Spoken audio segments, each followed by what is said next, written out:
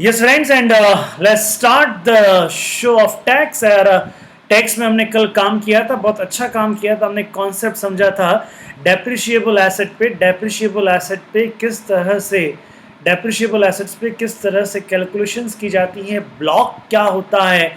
और सेक्शन 50 हमने डिस्कस किया था कि ब्लॉक क्या होता है, किस तरह से कैलकुलेशन की जाती है, ब्लॉक को कैसे मेंटेन किया जाता है, किस तरह से ब्लॉक को दिखाया जाता है। अच्छा साहब, तो यहाँ पे हमने बात की थी और एक हमने आपको ब्लॉक 1 ब्लॉक 2 एक एग्जांपल भी हमने आपको दिया था, वो भी आपको समझ में आया होगा बेटा। और एक और ये सारी चीज़ें हमने कल आपको डिस्कस किया था, होप यू अंडरस्टूड। अच्छा, एक चीज़ और मैं बताऊं, आप देखिए, हालांकि ये सेक्शन 32 पीजीबीपी की बात कर रहा हूं मैं। अभी मैं जिस सेक्शन की बात कर रहा हूं वो है सेक्शन नंबर 32। वो कौन सा सेक्शन है? सेक्शन नंबर 32 ऑफ पीजीबीपी, यानी डेप्रिसिएशन की बात कर रहा हूँ। थोड़ा सा पॉइंट चूंकि उससे रिलेटेड है इसलिए मैं यहाँ पे बात कर रहा हूँ। डेप्रिसिएशन के अंदर हमारा एक इनकम टैक्स में एक हमारा रूल क्या है कि अगर कोई एसेट्स हमने परचेज की है, अगर कोई एसेट्स हमने क्या की है, परचेज की है, तो in the very first year,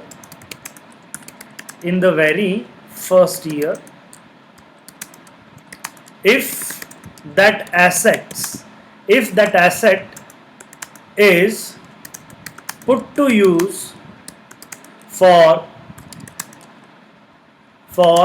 less than 180 days, क्या है? for less than 180 days। तो ऐसी कंडीशन में क्या होता है? ऐसी कंडीशन में उसका डेप्रिसिएशन जो लगता है वह हाफ रेट से डेप्रिसिएशन लगता है, क्या मतलब हुआ ये इसका मतलब मैं समझाता हूं। जैसे सपोज कीजिएगा आपने एक एसेट्स परचेज की, जैसे बहुत पहला साल है आपका, आपने एक एसेट्स, मान लेते हैं ब्लॉक में कोई भी एसेट्स नहीं है, ब्लॉक के अंदर कोई भी एसेट्स नहीं है, और आपने एक एसेट्स परचेज करी है। वो एसेट्स परचेज करी आपने 1 जनवरी 2018 को आपने कोई एसेट्स परचेज करी है। और ये जो एसेट्स परचेज करी है, ये एसेट्स आपने परचेज करी है 50 लाख रुपीज़ में। 50 लाख रुपीज़ में आपने एसेट्स परचेज करी है, और इस पे जो डेप्रिसिएशन लगना है वह depreciation at the rate 10% per annum लगना है। मैं मान ले रहा हूँ at the rate 10% per annum लगना है। मान लेते हैं उस ब्लॉक में कोई दूसरी एसेट्स नहीं है, या अगर आपको ओपनिंग बैलेंस लेना है तो ले लीजिएगा। Opening balance of that asset, opening balance of that block है यहाँ पे, आई प्रिज्यूम दैट 40 लाख।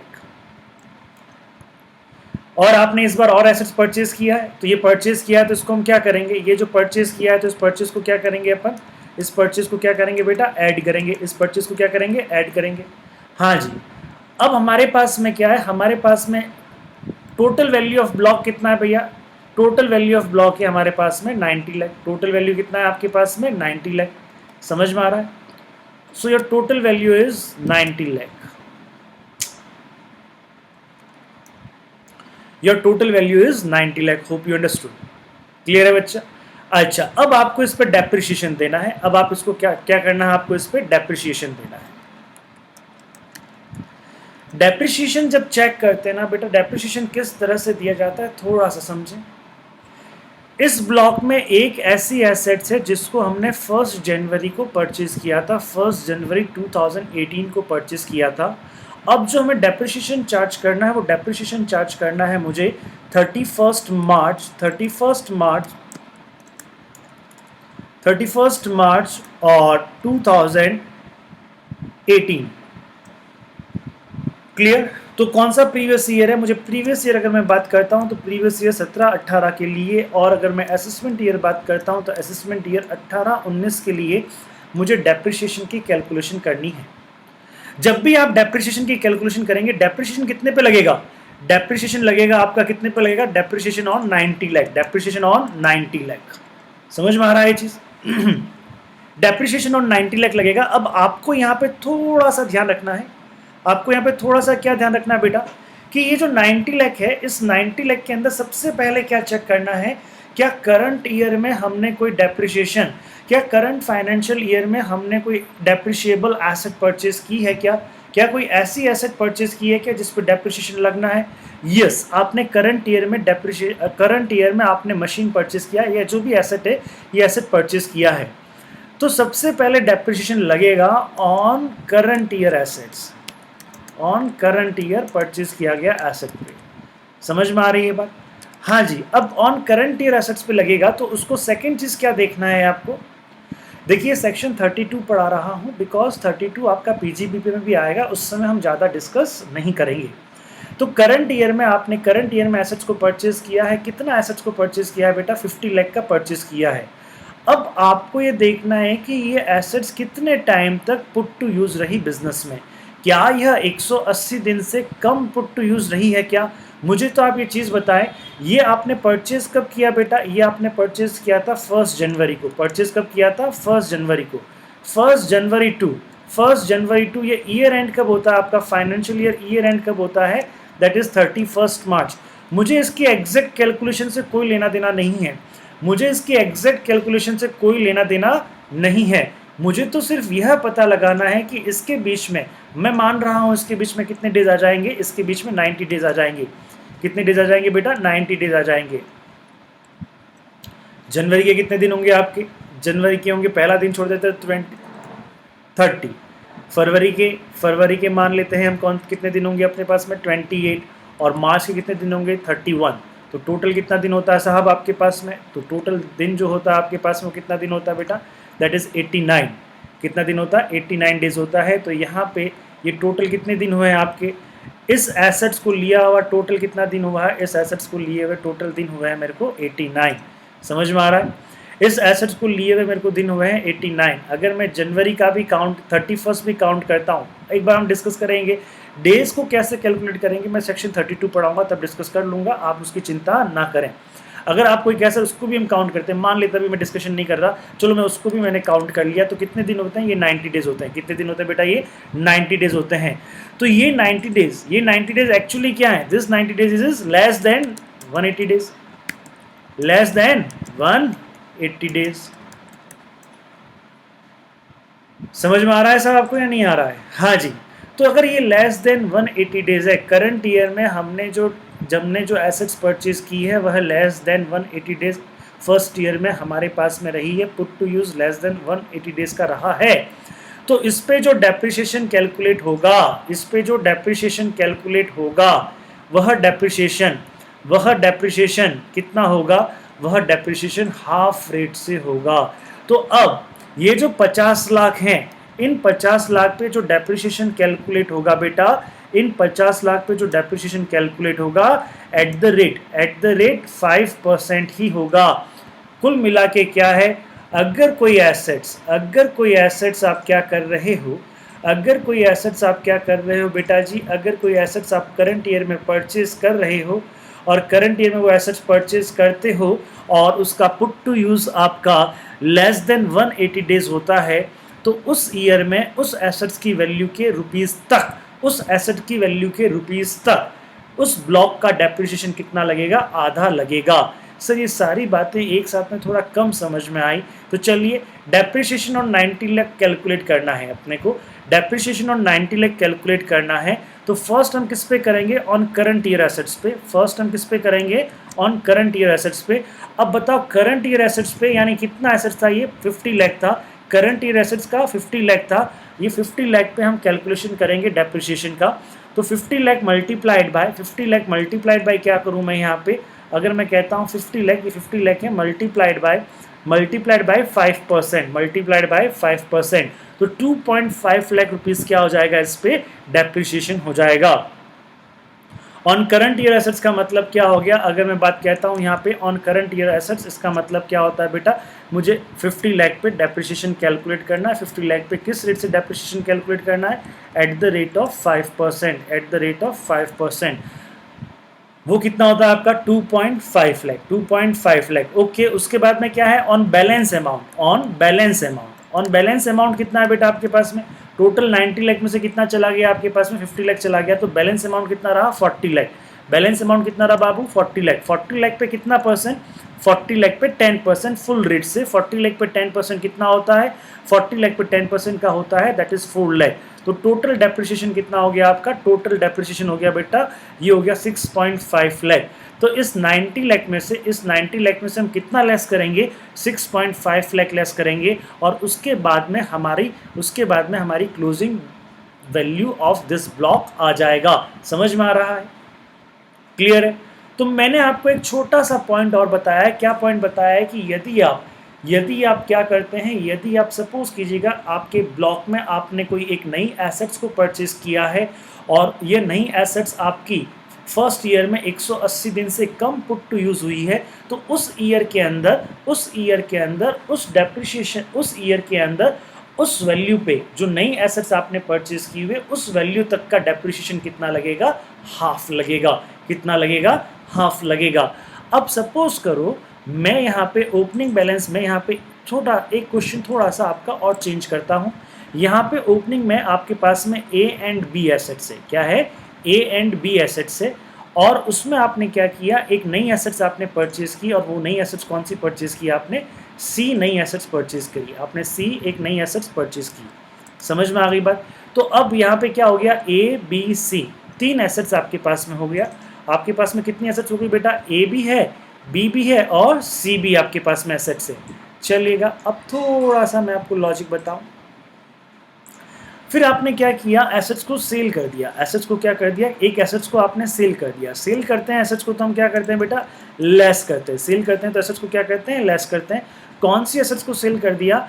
आपने एसेट्स नंबर बी को सेल कर दिया, और बी को सेल कितने में किया पता है आपने? बी को सेल किया आपने 60 लाख में। मान लो बी को सेल कितने में किया? 60 लाख में आपने सेल कर दिया। बी को आपने 60 या 55 लाख में आपने बी को सेल कर दिया। 55 लाख में आपने बी को सेल कर दिया। तो अब आपके पास में ब्लॉक की वैल्यू कितनी रही? अब आपके पास में ब्लॉक की वैल्यू रही है, दैट इज ये ब्लॉक की वैल्यू कितनी रही है? 45 लाख। 45 लाख रही है? 35 लाख रुपीज रही है। कितनी रही है? 35 लाख इसका ब्लॉक का वैल्यू रहा है। अब हमको यहाँ पे डेप्रिसिएशन चार्ज करना है। अब हमको यहाँ पे क्या करना है? डेप्रिसिएशन चार्ज करना है। अब 31 मार्च को मुझे क्या चार्ज करना है? डेप्रिसिएशन चार्ज करना है। बेटा जी 31 मार्च को जो मुझे डेप्रिसिएशन चार्ज करना है, अब मैं डेप्रिसिएशन 31 मार्च को इस ब्लॉक की वैल्यू कितनी है? 35 लाख है। तो मैं जो डेप्रिसिएशन भी कितने पे चार्ज करना पड़ेगा? 35 लाख पे चार्ज करना पड़ेगा। डेप्रिसिएशन भी कितने पे चार्ज करना पड़ेगा? 35 लाख पे चार्ज करना पड़ेगा। अब बेटा जी 35 लाख पे कैसे चार्ज करेंगे? अब मुझे बताइए, ये जो ब्लॉक की वैल्यू है 35 लाख है, इस ब्लॉक में कितनी एसेट्स अब आपके पास में है? अब आपके पास में एसेट्स है, एसेट्स ए है और एसेट्स सी है। ब्लॉक की वैल्यू कितनी है? ब्लॉक की वैल्यू 35 लाख है। एसेट्स कितनी है? 2 है, ए है और सी है। अब आपको डेप्रिसिएशन कैलकुलेट करना है 35 लाख। तो सबसे पहले हम कौन सी एसेट्स पे कैलकुलेट करते हैं? करंट ईयर की एसेट्स पे कैलकुलेट करते हैं। सबसे पहले हम करंट ईयर की एसेट्स पे डेप्रिसिएशन को कैलकुलेट करेंगे। अच्छा, करंट ईयर की एसेट्स कितने की परचेज की थी हमने? 50 लाख में परचेज की थी। क्या 50 लाख ब्लॉक की वैल्यू है? क्या 50 लाख ब्लॉक की वैल्यू है? क्या ब्लॉक की वैल्यू तो 35 लाख की है। ब्लॉक की वैल्यू तो 35 लाख की है। 50 लाख तो ब्लॉक की वैल्यू है ही नहीं। इसका मतलब क्या हो गया? अब देखिए, अगर हमने जैसे अभी हमने इसमें डिस्कस किया था कि 50 लाख तक डेप्रिसिएशन हमने कितना ले लिया था? 5% ले लिया था। अब 50 लाख तक हमें डेप्रिसिएशन 5% लेना है, लेकिन यहाँ पे कितना वैल्यू है हमारा? 35 लाख वैल्यू है। यहाँ पे कितना वैल्यू है? 35 लाख रुपीस का वैल्यू है। तो 35 लाख पे डेप्रिसिएशन चार्ज किया जाएगा, और वह 35 लाख पे डेप्रिसिएशन कितने परसेंट से चार्ज किया जाएगा? 5% से चार्ज किया जाएगा। क्योंकि 50 लाख अगर ब्लॉक की वैल्यू जो है, ये हमने डिसाइड कर लिया कि 50 लाख तक अगर ब्लॉक की वैल्यू होगी, 50 लाख तक अगर ब्लॉक की वैल्यू होगी, तो उस पर डेप्रिसिएशन हाफ रेट से कैलकुलेट किया जाएगा। वो किससे कनेक्ट कर दिया जाएगा? वो नई एसेट से कनेक्ट कर दिया जाएगा, नई एसेट की वैल्यू से कनेक्ट कर दिया जाएगा। समझ में आ गई बात? तो यहाँ पे अगर मैं बात कहता हूँ आपका, तो 35 लाख का कितना परसेंट बच्चा? 5%। 35 लाख का कितना परसेंट? 5%। कितना होता है? 1.75 लाख होता है। तो 35 में से अगर मैं 1.75 लाख को लेस कर देता हूँ, तो मेरा क्लोजिंग वैल्यू क्या रहता है, माई क्लोजिंग वैल्यू इज 33.25 लाख। समझ में आ रही कि नहीं आ रही ये चीज, क्लियर है? ये थोड़ा सा डेप्रिसिएशन का कैलकुलेशन करके मैंने आपको बताया कि किस तरह से डेप्रिसिएशन कैलकुलेट होता है, क्लियर? यहाँ पे आपको डेप्रिसिएशन की कैलकुलेशन की जरूरत नहीं रहेगी, हाँ थोड़ी बहुत जरूरत रहेगी, लेकिन पूरा डेप्रिसिएशन पे केस नहीं आएगा, क्लियर? चलिए ये एक पॉइंट मैंने बताया। अब क्वेश्चन नंबर 24 पे देखते हैं बेटा, क्वेश्चन नंबर 24 क्या कह रहा है। क्वेश्चन नंबर 24 कह रहा है हमारा, अगर मैं बात कहूं यहां पे,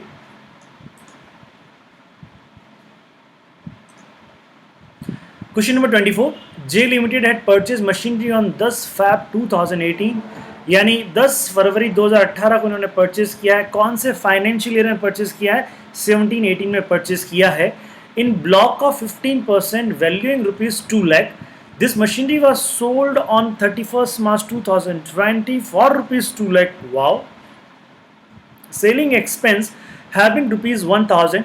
Calculate WDV for various year and short-term capital gain of assets for the assessment year 2020-21 and previous year 19-20। आइए जरा चेक करें, हमारे पास में कैलकुलेशन ऑफ WDV पहले हम चेक करते हैं। आइए ये है हमारा पर्टिकुलर देखते हैं भैया पर्टिकुलर, और पहले मैं बात करता हूं किसकी, 2017-18 की बात करता हूं। आइए चेक करते हैं ओपनिंग वैल्यू ऑफ ब्लॉक क्या 2017-18 में, यानी 2017-18 आपने जब उस एसेट को परचेज किया था, क्या ओपनिंग वैल्यू कुछ था? क्या नहीं साहब, ओपनिंग वैल्यू कुछ नहीं था। ऐड किया हमने परचेज को ऐड किया है। कितना ऐड किया हमने? 2 लाख ऐड कर दिया। हम लेस करेंगे सेल ऑफ एसेट्स, कुछ सेल ऑफ एसेट्स को लेस, अरे भैया कुछ खरीदा ही नहीं है तो नहीं ला जाओ, तो ओके। तो ऐसी कंडीशन में क्या हो गया, ये वैल्यू ऑफ ब्लॉक कितना हो गया? वैल्यू ऑफ ब्लॉक हो गया आपका 2 लाख। वैल्यू ऑफ ब्लॉक कितना हो गया? Closing value of block before depreciation. ये क्लोजिंग वैल्यू ऑफ ब्लॉक क्या है आपका? बिफोर डेप्रिसिएशन, क्लियर साहब? ये closing value of block before depreciation कितना आ गया आपका? 2 लाख आ गया। अब हमको डेप्रिसिएशन लेस करना है, 17-18 में डेप्रिसिएशन लेस करना है, तो हमें ये चेक करना पड़ेगा कि हमें इस बार जो हमने एसेट्स परचेज करी है, ये एसेट्स परचेज कब करी? ये परचेज हमने करी है 10/2/2018 को परचेज करी है साहब, 10/2/2018 को हमने परचेज करी है। तो मैं यहाँ पे लगा देता हूँ एक डेट, 10/2/2018 की एक डेट में लगा देता हूँ। अच्छा साहब, सो 10/2/2018 की जो ये डेट मैंने यहाँ पे लगा दी आपके सामने, ओके। ये ईयर एंड कब हो रहा है? ईयर एंड हो रहा है अपना 31/3/2018। ये ईयर एंड कब हो रहा है? तो 31/3/2018 की अगर मैं बात करता हूँ, 31/3/2018। आप मुझे एग्जैक्टली मत बताएं कितने दिन हुए, 10/2 से लेके 31/3 एग्जैक्टली मना बताएं कितने दिन हुए। क्या ये लेस देन 180 डेज है या नहीं है? ये लेस देन 180 डेज है। तो बेटा ये अगर लेस देन 180 डेज है, इसका मतलब इस पे डेप्रिसिएशन लगेगा, लेकिन डेप्रिसिएशन किस रेट से लगेगा? डेप्रिसिएशन आधा लगेगा। कौन, कितने ब्लॉक्स, कितना, क्या रेट से है ये डेप्रिसिएशन? डेप्रिसिएशन है या 15% से, लेकिन यहाँ पे किस रेट से लगेगा? At the rate of 7.5%, at the rate of 7.5%। तो 7.5% जो डेप्रिसिएशन होता है, और डेप्रिसिएशन कितना हो जाएगा आपका? That is 15,000। कितना हो जाएगा आपका? 15,000। समझ में आ रहा है? सो ये हाफ डेप्रिसिएशन, ये हमने क्या लगाया बेटा? हाफ डेप्रिसिएशन हमने लगाया है। चलिए बात आपको यहाँ पे समझ में आ गई होगी, ये हाफ डेप्रिसिएशन हमने लगाया है, जो आपको चीज समझ में आ गया होगा, क्लियर? तो अब क्लोजिंग WDV 2 लाख में से ये चला जाएगा, तो क्लोजिंग WDV कितना रहेगा?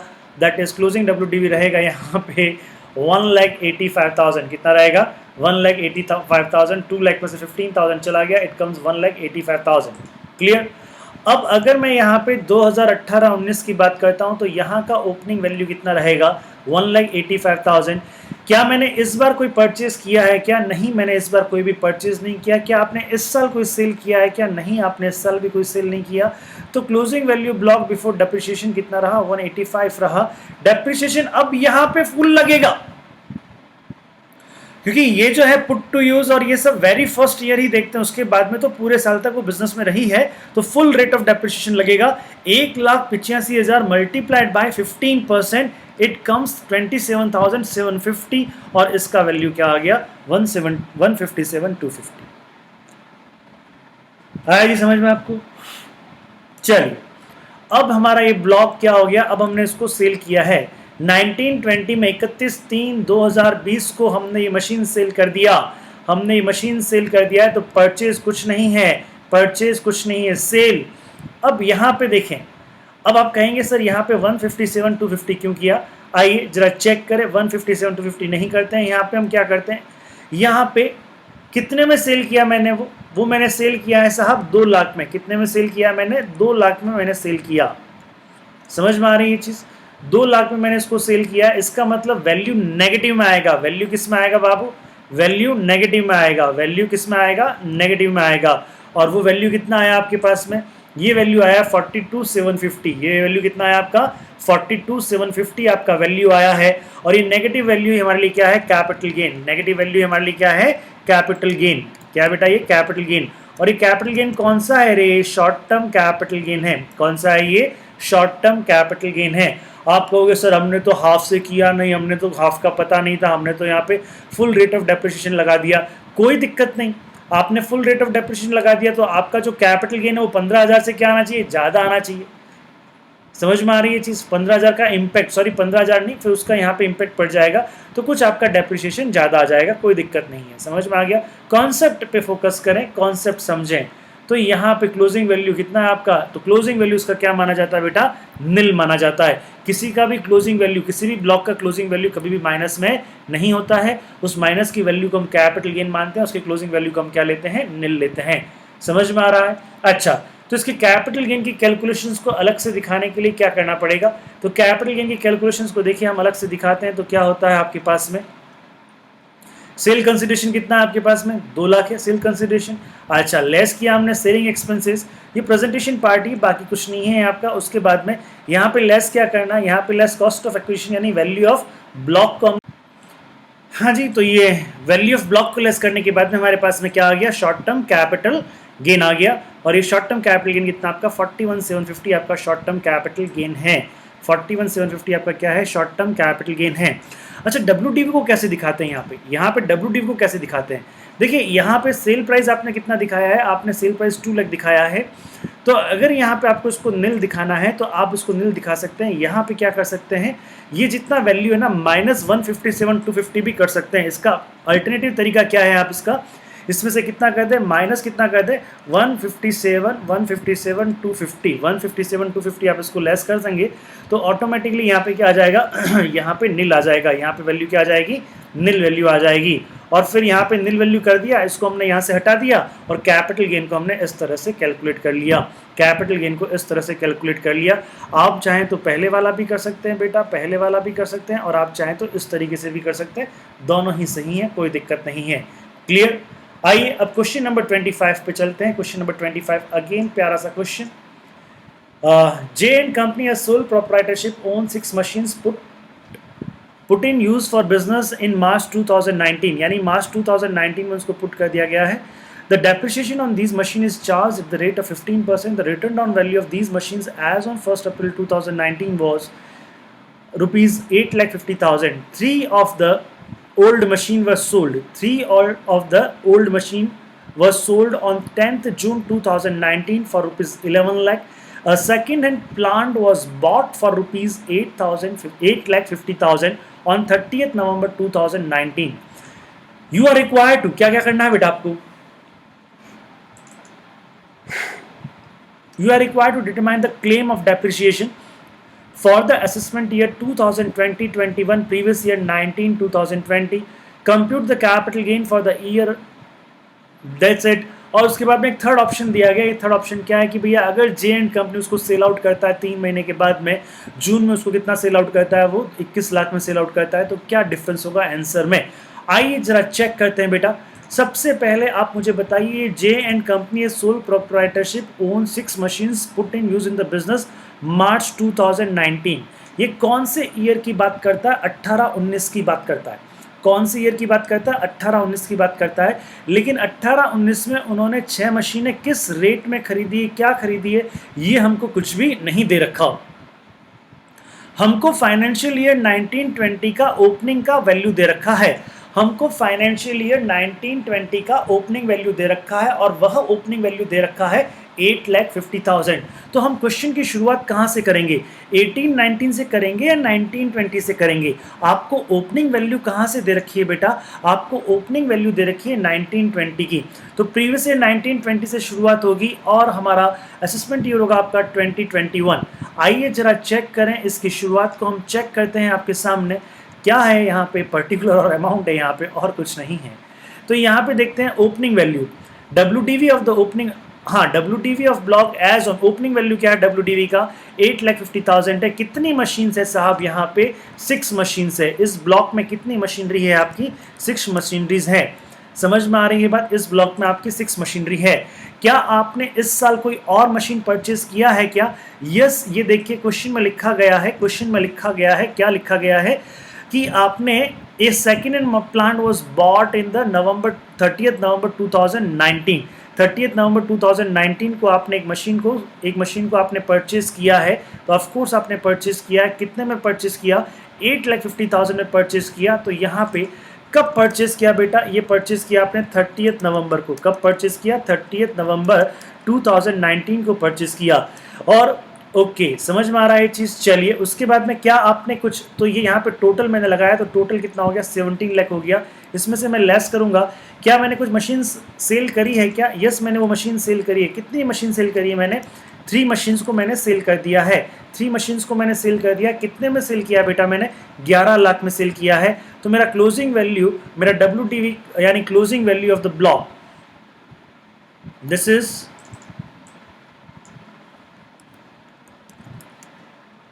closing value of the block before depreciation, closing value of the block before depreciation as on 31st March 2020 कितना रहेगा आपका? 6 लाख रहेगा। समझ में आया साहब? यहाँ पे अभी डेप्रिसिएशन चार्ज नहीं किया मेरे दोस्त, अभी डेप्रिसिएशन चार्ज नहीं किया है। अब मुझे डेप्रिसिएशन चार्ज करना है, मुझे डेप्रिसिएशन चार्ज करना है। समझ में आ रहा है आपको ये? अच्छा, डेप्रिसिएशन चार्ज करना है तो हमें क्या देखना पड़ेगा? हमें यह देखना पड़ेगा क्या करंट ईयर में हमने कोई परचेस किया क्या? हाँ जी, हमने करंट ईयर में परचेस किया। कब किया करंट ईयर में परचेस? हमने किया 30 नवंबर को एक परचेस किया।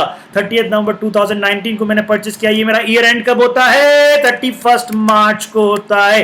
31 मार्च 2020 को होता है। मुझे नंबर ऑफ डेज कैलकुलेट अगर मैं करूं तो नवंबर, दिसंबर, जनवरी, फरवरी, मार्च, नवंबर, दिसंबर, जनवरी, फरवरी, मार्च, 5 महीने।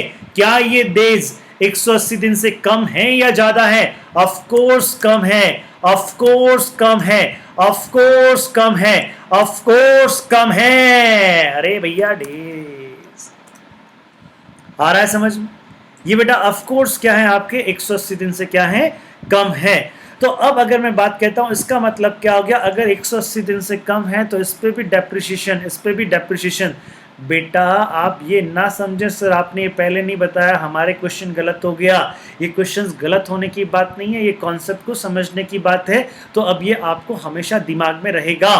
तो अब ये आपका क्या हो गया? इसको दिखता हुआ काटने का। तो अब इस पे क्या होगा? इस 8,50,000 तक। इसका मतलब क्या हो गया? इस ब्लॉक पे अब जब भी डेप्रिसिएशन लगेगा, इस ब्लॉक पे अब जब भी डेप्रिसिएशन लगेगा तो आपको ये चेक करना है, आपको ये चेक करना है क्या ईयर के एंड में 2 चीजें चेक करनी है। क्या ईयर के एंड में जो हमने नई मशीन परचेज की थी वो है क्या?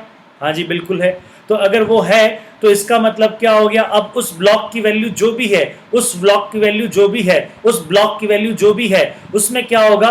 पहले 8.5 लाख रुपए तक, पहले 8.5 लाख रुपए तक उसका डेप्रिसिएशन क्या लगा जाएगा? उसका डेप्रिसिएशन हाफ हो जाएगा। समझ में आ गया? तो ये पहले 8.5 में 6 लाख आता है, नहीं आता? बिल्कुल 6 लाख आता है। तो इस 6 लाख में हम क्या करेंगे? ये देखेगा ये note, since the value of block as on 31/3/2020 comprises of a new asset which has been put to use for less than 180 days, depreciation is restricted to 50% of the prescribed percentage of 15%. So depreciation is restricted to 7.5%. Therefore, the depreciation allowable for the year is rupees 45,000 कैसे आया वो? 7.5% of 6 lakh. ये पहले portion का answer हो गया, ये पहले पोर्शन का क्या हो गया? आंसर हो गया। समझ में आ गया? क्लियर है? चलिए अब हम सेक्शन 50, क्योंकि बेच रहे हैं तो सेक्शन 50 की बात करते हैं। अब बेचा आपने when one or some of F. अब देखिएगा, अब मुझे एक चीज बताइए, आपने इस ब्लॉक में से क्या किया? आपने इस ब्लॉक में से, अब समझते हैं, चलिए, आपने इस ब्लॉक में से कुछ मशीन को सेल कर दिया, 3 मशीन को आपने सेल कर दिया है, तो 11 लाख रुपए में आपने सेल कर दिया है। तो अब 11 लाख लेस करने के बाद में भी ब्लॉक की वैल्यू क्या आ रही है? ब्लॉक की वैल्यू क्या आ रही है बेटा? पॉजिटिव आ रही है। तो ब्लॉक की वैल्यू पॉजिटिव आ रही है, इसका मतलब क्या हो गया? सेक्शन 50 के अकॉर्डिंग क्या होता है? अगर ब्लॉक की वैल्यू पॉजिटिव है, अगर ब्लॉक की वैल्यू क्या है? पॉजिटिव है, और उसके साथ में क्या है? उस ब्लॉक में कोई एसेट्स भी है, तो ऐसी कंडीशन में वहां पे कोई भी डेप्रिसिएशन, कोई भी कैपिटल गेन का कैलकुलेशन नहीं होगा, कोई भी कैपिटल गेन का कैलकुलेशन नहीं होगा। कैपिटल गेन या कैपिटल लॉस का कैलकुलेशन कब होता है? कैपिटल गेन का कैलकुलेशन कब होता है? जब ब्लॉक की वैल्यू क्या आती है? नेगेटिव आती है। और कैपिटल लॉस का कैलकुलेशन कब होता है? जब ब्लॉक की वैल्यू पॉजिटिव आती है लेकिन उस ब्लॉक में कोई भी एसेट्स नहीं रहती, कोई भी एसेट्स नहीं रहती। अब यहां पे क्या है? यहां पे ब्लॉक की वैल्यू पॉजिटिव है लेकिन साथ में कुछ एसेट्स अवेलेबल है, उस ब्लॉक में कुछ एसेट्स अवेलेबल है, तो ऐसी कंडीशन में ना तो गेन हुआ ना ही लॉस हुआ, कैपिटल गेन का कुछ भी कैलकुलेशन नहीं होगा। इसका एक नोट देखिएगा, the provision under section 50 for the computation of capital gain in the case of the depreciable asset can be involve only under the following circumstances. पहला क्या है? When one or some of the assets in the block are sold for the consideration more than the value of the block. यानी value of the block का मतलब क्या हो गया? इसकी वैल्यू, इसकी ब्लॉक की वैल्यू कितनी थी? 17 लाख। बिफोर डेप्रिसिएशन कितना था? 17 लाख था। 17 लाख से ज्यादा पे वो सेल हो जाता तो क्या होता? आपका कैपिटल गेन का इन्वॉकमेंट होता, कैपिटल गेन का कैलकुलेशन होता। समझ में आ गया? या क्या हो जाता? When all the assets are transferred in block become empty. समझ में आ रही है बात? दो ही कंडीशन में आपका कैलकुलेशन होता है। In both the above cases there shall be always be short term capital gain oblique short term capital loss, but depreciation shall not be calculated, but depreciation shall not be calculated. समझ में आती है चीज? अच्छा साहब, उसके बाद में क्या है? In the given case, in the given case capital gain will not arise as the block of assets continue to exist and some of the assets are sold for a price which is lesser than the WDV. समझ में आ रही बात? And we have the positive value. Clear? किसी को कोई doubt है क्या इसमें? चल, समझ में आता है? ये बी पार्ट का, ये आपका एक तरह से सेकंड पार्ट का आंसर हुआ है। ये आपका जो आंसर हुआ है बेटा, ये किसका हुआ है? आपका सेकंड पार्ट का आंसर हुआ है। This is your second part answer, this is your second part answer. समझ में आया चीज? अब थर्ड पार्ट का आंसर देते हैं। अब अगर थर्ड पार्ट क्या है? If there is machine sold in June 19 for ₹21 lakh, कितने में? 21 लाख में बेच दिया साहब। ये थर्ड पार्ट का है, ये थर्ड पार्ट का है, ये थर्ड पार्ट का है। तब क्या होगा? तो देखिए ऐसी कंडीशन में क्या होगा, आइए चेक करते हैं ऐसी कंडीशन में क्या होगा। तो ऐसी कंडीशन में हमारा 21 तो क्या हो गया? आपका सेल कंसिडरेशन हो गया, और 21 सेल कंसिडरेशन होने के बाद में सिंपल सी बात है यार, उसको हम यहाँ पे देखो, यहाँ पे क्या करना है, यहाँ पे क्या करना है, 11 की जगह क्या रख दो? अगर अपन 21 रख देते हैं तो 21 लाख में हमने सेल किया और 17 लाख इसकी वैल्यू है, तो यहाँ पे क्या हो गया? 21 और ये यहाँ पे ये इसमें से क्या हो गया? कितना डिफरेंस हो गया आपका? 4 लाख का डिफरेंस हो गया। वो 4 अगर मैं यहाँ पे पुट करता हूँ, सपोज यहाँ पे कितना है? 17 लाख है, ये यहाँ पे 17 लाख है, यहाँ पे अपन ले लेते हैं 17 लाख, यहीं पे पास में कैलकुलेशन करके देख लेते हैं, यहाँ पे ले लेते हैं 17 लाख, ये लैक्स में, सारी बात लैक्स में है। आपने कितने में सेल किया? 21 लाख में सेल किया, तो यहाँ पे मैंने लेस कर दिया, लेस क्या कर दिया मैंने? 21 लाख लेस कर दिया। तो अब ये कितना हो गया आपके पास में? ये हो गया बेटा जी, कितने में हो गया आपका? 4 लाख का क्या हो गया आपका? दिस इज 4 लाख का आपका कैपिटल गेन हो गया, शॉर्ट टर्म कैपिटल गेन। इसको शो कैसे करेंगे? ब्लॉक में कैसे शो करेंगे? ब्लॉक में तो इसमें कितना लेस करेंगे? ब्लॉक में तो इसमें से इतना ही लेस करेंगे, 70। ब्लॉक में से लेस कर देंगे 17 और यहां पे वैल्यू कर देंगे 0, यहां पे वैल्यू क्या कर देंगे 0, ब्लॉक की वैल्यू 0 हो जाएगी। और कैपिटल गेन को कैलकुलेट करते समय कैसे करेंगे, सेल कंसिडरेशन वही नेट, उसमें से लेस क्या करेंगे, कॉस्ट ऑफ ट्रांसफर नील रहेगा, नेट सेल कंसिडरेशन यही होगा, और less block value the before depreciation वो कितना हो जाएगा आपका 17 लाख, और ये यहाँ पे कितना हो जाएगा आपका, that is short term capital gain 4 lakh. आप चाहे तो ऐसे भी कर सकते हैं, ये ज़्यादा अच्छा रहेगा मेरे हिसाब से, और क्योंकि प्रेजेंटेशन पार्ट रहता है, और आप चाहें तो डायरेक्ट यहाँ से भी लेस कर सकते हैं, एक ही बात है, कोई दिक्कत नहीं है। समझ में आ गई ये बात? चलिए, ये क्वेश्चन समझ में आया सब आपको? अच्छा क्वेश्चन, प्यारा क्वेश्चन। अब बढ़ते हैं साहब हम एक नए सेक्शन की तरफ, और वो है सेक्शन 50A। वो क्या है आपका सेक्शन 50A? पहले मैं आपको बता दूं सेक्शन 50A कहां पे अप्लाई होता है। जनरली क्या होता है, जनरली इनकम टैक्स के अंदर जो डेप्रिसिएशन की रेट्स दे रखी होती हैं वो WDV बेसिस पे होती हैं। किस बेसिस पे होती हैं? WDV बेसिस पे होती हैं। जनरली अगर मैं बात कहूं तो जनरली जो डेप्रिसिएशन की रेट्स जो इनकम टैक्स में दे रखी होती हैं वह WDV बेसिस पे दे रखी होती हैं। लेकिन यहां पे आता है power generation unit, electricity company. Electricity company को ये ऑप्शन दिया गया है, इलेक्ट्रिसिटी कंपनी को ये ऑप्शन दिया गया है कि आप चाहें तो अपनी एसेट्स पे, आप चाहें तो अपनी एसेट्स पे डेप्रिसिएशन चार्ज कर सकते हैं SLM बेसिस पे। SLM बेसिस पे आप चाहें तो अपनी एसेट्स पे डेप्रिसिएशन को चार्ज किया जा सकता है।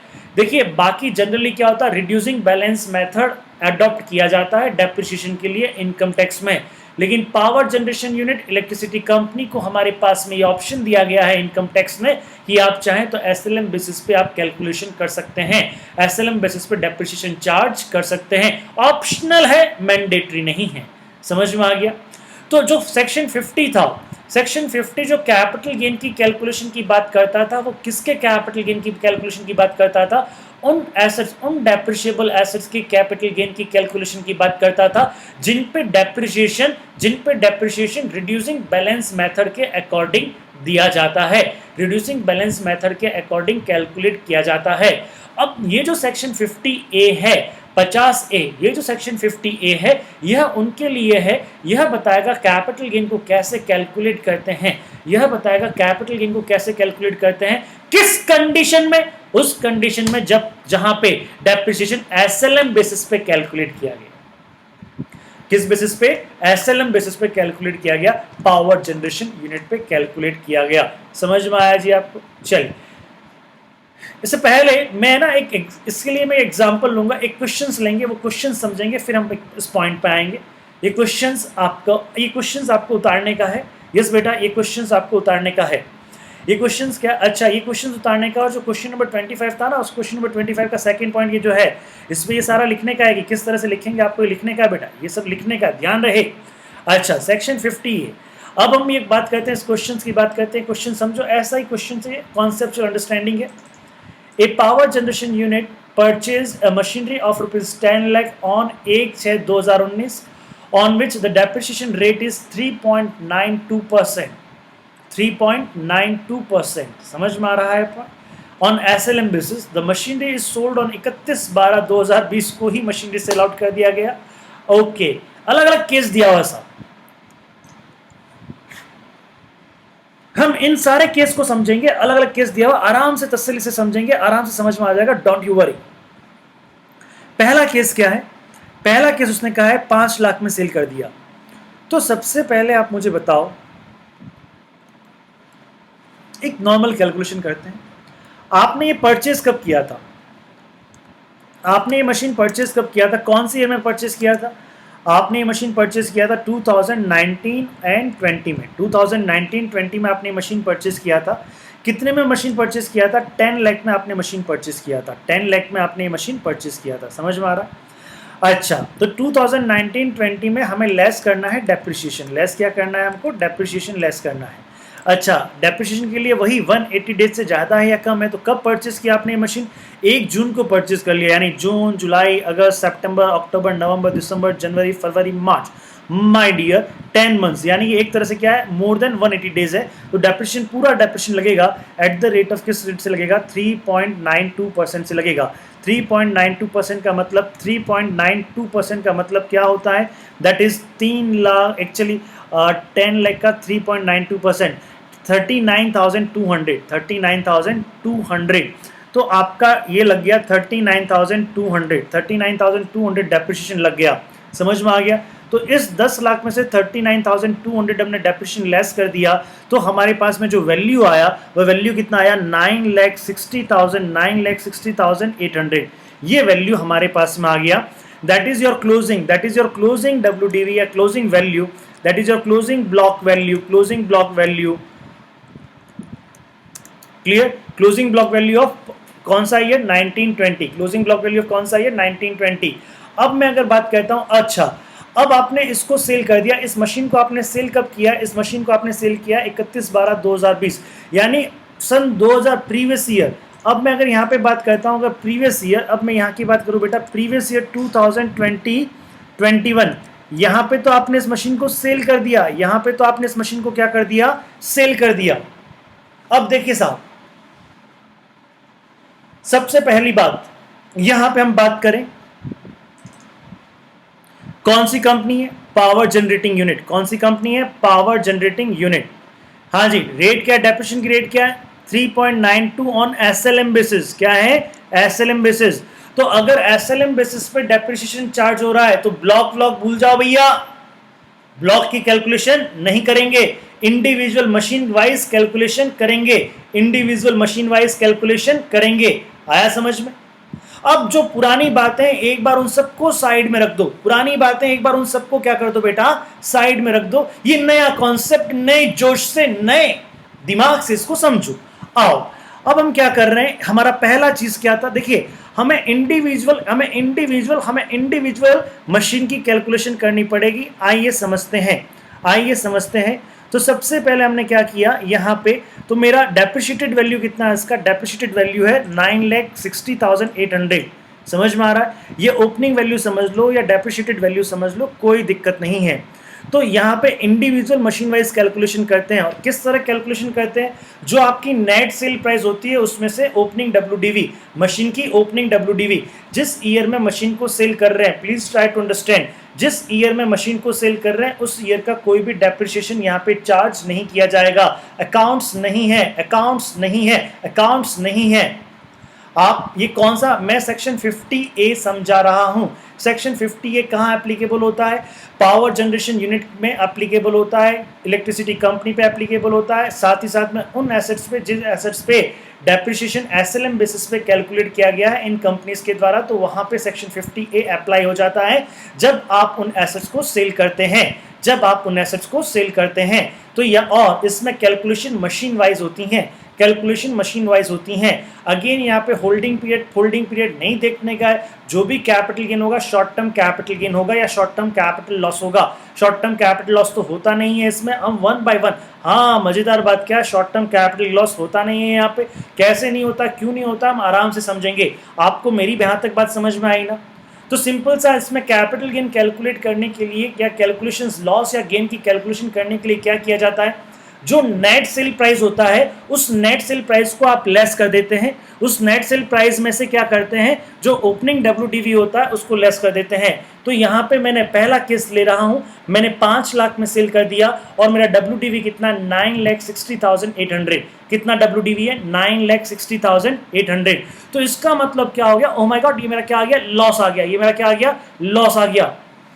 अब ध्यान रहे, यहां पे एक सेक्शन आता है 3213। उस सेक्शन में क्या बोला गया? वो PGPP का सेक्शन है। जैसे ही यहां पे ये लॉस आया ना, इस लॉस का डिडक्शन दिया गया सेक्शन 32 में। और वो सेक्शन 32 क्या बोलता है? सेक्शन 32 कहता है कि इस लॉस को हम एक रेवेन्यू लॉस मानेंगे, कैपिटल लॉस नहीं मानेंगे। इस लॉस को हम क्या मानेंगे? रेवेन्यू लॉस मानेंगे। और इसको कहां से राइट ऑफ करना चाहिए? इसको P&L अकाउंट से राइट ऑफ करना चाहिए। ध्यान दे, इसको हम वापस बोल रहा हूं, अगर ये जो लॉस आया है इस लॉस को हम क्या मानेंगे? इस लॉस को हम रेवेन्यू लॉस मानेंगे। और इसको कहां से राइट ऑफ करना चाहिए? इसको P&L अकाउंट से राइट ऑफ करना चाहिए। तो इस लॉस को एक इनकम टैक्स में टेक्निकल नाम दे दिया। उस टेक्निकल नाम का मतलब है टर्मिनल डेप्रिसिएशन। क्या नाम दे दिया? Terminal depreciation. और ये कौन से सेक्शन में नाम दिया गया? सेक्शन 3213। समझ में आ रहा है? तो अगर आपने किसी एसेट्स को, यहाँ पे तो इंडिविजुअल एसेट्स की कैलकुलेशन करते हैं, अगर आपने किसी एसेट्स को सेल आउट किया है और उस सेल प्रोसीड में से WDV को आपने लेस कर दिया, फिर भी आपके पास में क्या आ रहा है? अब लॉस आ रहा है। तो इसका मतलब क्या हो गया? इसका मतलब ये हो गया कि ये लॉस है, ये लॉस रेवेन्यू लेस कहलाएगा, किसी तरह का कोई भी कैपिटल लॉस नहीं कहलाएगा, ये लॉस रेवेन्यू लॉस कहलाएगा। और ये रेवेन्यू लॉस कहां से राइट ऑफ करना चाहिए? यह P&L से राइट ऑफ करना चाहिए। P&L अकाउंट के डेबिट साइड में आ जाएगा। किस नाम से आएगा? P&L अकाउंट से राइट ऑफ हो जाएगा। मैं अगेन अकाउंट्स की बात ना करें, मैं यहाँ पे टैक्स की बात कर रहा हूं। समझ में आ गया? तो ये P&L से राइट ऑफ हो जाएगा। किस नाम से राइट ऑफ हो जाएगा? टर्मिनल डेप्रिसिएशन के नाम से राइट ऑफ हो जाएगा। तो देखिए दिस लॉस यहाँ पे मैंने दिया हुआ है, this loss shall be allowed under section 3213, under section 3213, ठीक है, as a revenue loss, it is called terminal depreciation, it is called terminal depreciation. यहां पे लिख देता हूं मैं as a revenue loss, as a revenue loss, and it is called terminal depreciation. समझ में आ गया बात? तो यहाँ पे कैपिटल लॉस नहीं हुआ, जो भी लॉस हुआ उसको हमने PGBP में डाल दिया। तो कैपिटल गेन हेड के अंडर में किसी तरह का कोई भी लॉस नहीं है। समझ में आया? चलिए इसको टेक्निकली कैसे लिख सकते हैं, आइए जरा देखें इसको टेक्निकली कैसे लिख सकते हैं। हाँ जी, टर्मिनल डेप्रिसिएशन, इसको हम क्या बोलते हैं? Terminal depreciation of 4,80,600 shell be allowed under section 3213 in the assessment year 17-18, in the assessment year, okay, in the assessment year यहाँ पे मैं चेंज कर देता हूँ, ये assessment year 17-18 नहीं है, assessment year कौन सा है? ये आपका 2021 है भैया जी, 2021। In the assessment year 2021 provided the same is written off in the books of account, yes, इसको books of account पे आपने राइट ऑफ किया होगा तभी आपको डिडक्शन मिलेगा। समझ में आ गया? चलिए ओके। सो यहाँ पे मैं यहाँ तक समझ में आया। अब मैं यहाँ पे सेक्शन 50A की बात लाता हूँ। सेक्शन 50A क्या कहता है? सेक्शन 50A कहता है आप दो चीज़ें कहता है। पहली बात तो क्या कहता है? दो चीज़ें कहता है। पहला कहता है कॉस्ट ऑफ एक्विजिशन। अगर आपने कोई भी SLM बेसिस पे चार्ज किया गया डेप्रिसिएशन वाली मशीनरी आपने सेल की है, SLM बेसिस पे चार्ज की जाने वाली कोई भी डेप्रिसिएशन चार्ज की जाने वाली मशीनरी आपने सेल की है, तो उसका जो कॉस्ट ऑफ एक्विजिशन है, वह कॉस्ट ऑफ एक्विजिशन उसका क्या है? WDV है। क्या है कॉस्ट ऑफ एक्विजिशन? उसका WDV है। तो कॉस्ट ऑफ एक्विजिशन की जगह हम क्या घटाएंगे? WDV घटाएंगे। पहली पॉइंट वो तो हम करते ही करते हैं। दूसरा पॉइंट कहते हैं कि अगर यहाँ पे WDV घटाने के बाद में अगर किसी प्रकार का माइनस में कोई फिगर आता है तो भैया कोई भी कैपिटल गेन, वो कैपिटल गेन नहीं है, वह कैपिटल गेन नहीं। उसने सिर्फ क्या बोल दिया? वह कैपिटल गेन नहीं है। वह क्या है? यह सेक्शन 32 में बोला गया, यह सेक्शन 3213 में बोला गया कि वह क्या है। नेगेटिव आता है तो क्या है? सेक्शन 3213 में बोला गया। और अगर ये क्या है, अगर सपोज कीजिएगा पॉजिटिव आता है तो क्या है? वह सेक्शन एक और आएगा, उसमें भी बोलेगा, सेक्शन 50A में भी बोलेगा। समझ में आया जी? चलिए दूसरा पॉइंट क्या कहता है? अपन केस नंबर 2 लेते हैं कि अगर आपने उसको कितने में सेल किया? 9,60,800 में सेल किया। तो देखिए केस नंबर 2, सेल प्राइस कितना है? 960,800 लेस कॉस्ट ऑफ एक्विजिशन, वही WDV 960,800, प्रॉफिट लॉस कितना हो गया? माइनस हो गया, कुछ भी नहीं आया। यहां पर भी यही बात कहेगा सेक्शन, यहां पर भी यही बात कहेगा कि टर्मिनल डेप्रिसिएशन भी क्या है? यहाँ पे निल है। टर्मिनल डेप्रिसिएशन भी यहाँ पे क्या है? निल है। और एक बैलेंस चार्ज आएगा। बैलेंस चार्ज क्या आता है वो भी मैं डिस्कस करूंगा। आइए पहले केस नंबर 3 डिस्कस करते हैं। केस नंबर 3 में क्या है? देखिए सेल प्रोसीड कितना है आपका? 9,80,000। सेल प्रोसीड कितना है बेटा? 9,80,000। WDV कितने हैं यहाँ पे? WDV है 9,60,800, 9,60,800। अच्छा, इससे पहले मुझे बताओ अभी तक हमने till now how much depreciation, how much amount of depreciation we have charged?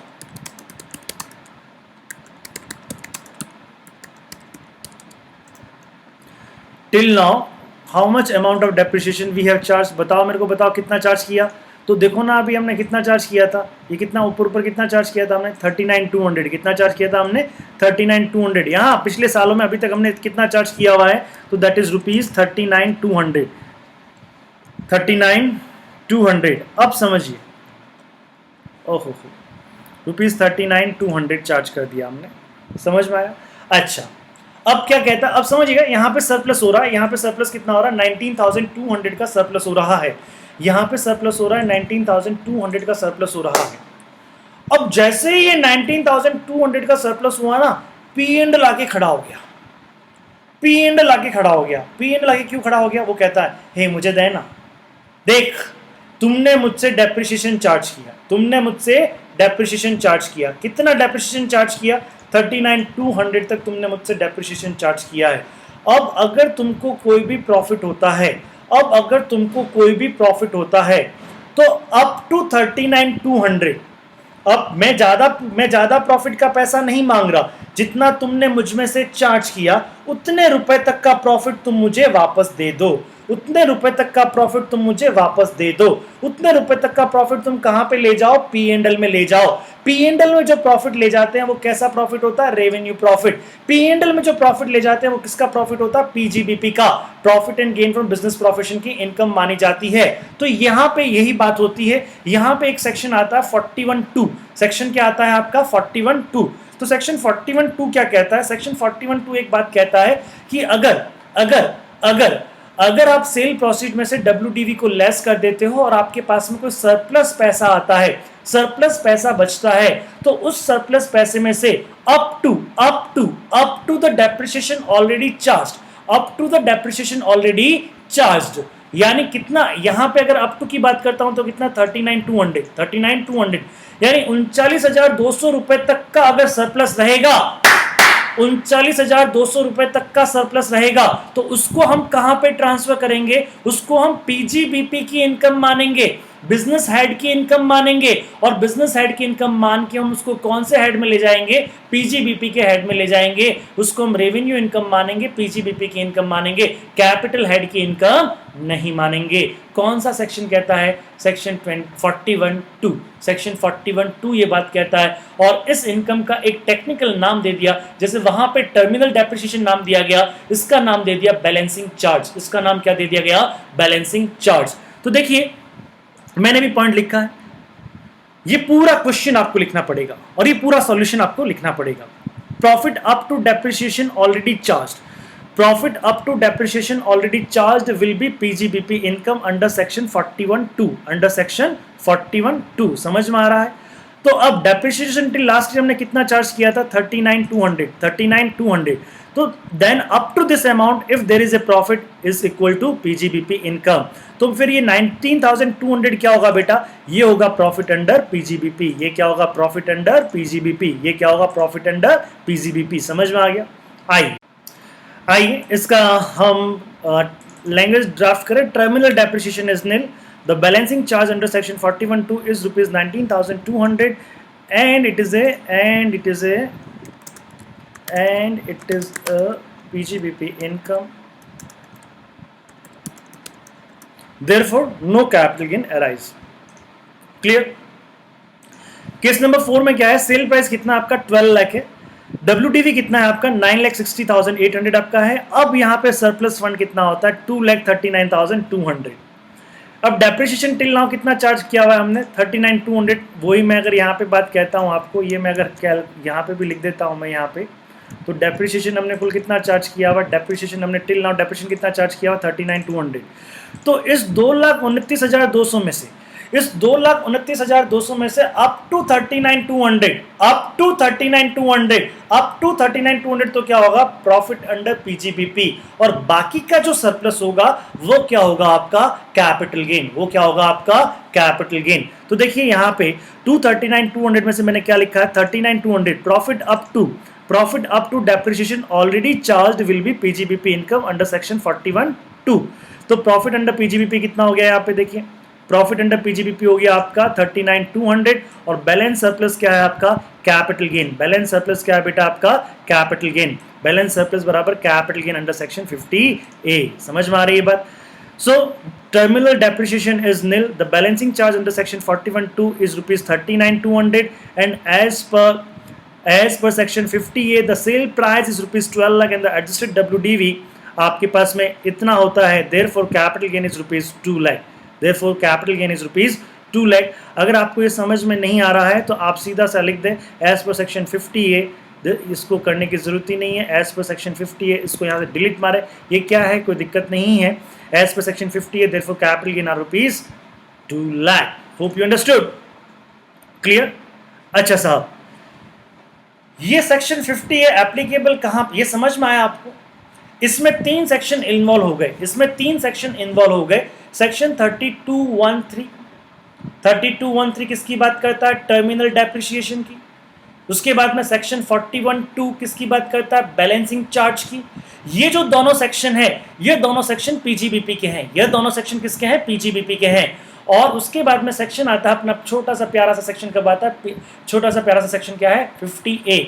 यह कब, अब मुझे एक चीज बताओ, यह इन्वॉल्वमेंट कब हुआ पीजीबीपी का, सॉरी कैपिटल गेन के सेक्शन का 50A का इन्वॉल्वमेंट कब हुआ, जब आपका सेल प्रोसीड ओरिजिनल कॉस्ट से क्या है, ज्यादा है, ओरिजिनल कॉस्ट से क्या है, ज्यादा है, तो ऐसी कंडीशन में कैपिटल गेन आता है। देखो इसकी ओरिजिनल कॉस्ट कितनी थी, अगर मैं आपको इसको दूसरे ढंग से समझाऊं,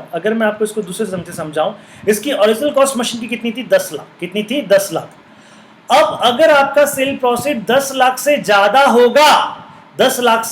होगा, सिंपल वर्ड में, अगर सेल प्रॉफिट 10 लाख से ज्यादा होगा तो ही कैपिटल गेन इन्वॉल्व होगा, नहीं तो कैपिटल गेन इन्वॉल्व होगा ही नहीं। देख लो, और जितना ज्यादा होगा 10 लाख से उतना ही कैपिटल गेन हो जाएगा। आप ये देख लीजिएगा, आपने कितने में बेचा, 12 लाख में बेचा आपने। यहाँ पे ये 12 लाख 10 लाख से कितना ज्यादा है, 2 लाख। 12 लाख 10 लाख से कितना ज्यादा है, 2 लाख। तो 2 लाख क्या हो गया आपका, कैपिटल गेन हो गया। 2 लाख क्या हो गया आपका, कैपिटल गेन होगा। क्रॉस वेरीफाई कर सकते हो बेटा, क्रॉस वेरीफाई कर सकते हो। समझ में आया आपको ये चीज। सो कुल मिला के ये सारी बातें आपको समझ में आई होगी, क्लियर। तो अब ये आप आज आराम से इसको समझें, एक बार इसको वापस देखें, सब कुछ उतारें, मुझे बताएं। इस सेक्शन की थ्योरी मैं आपसे कल डिस्कस करता हूं, और कल अगला एक और सेक्शन में डिस्कस करूंगा। Thank you.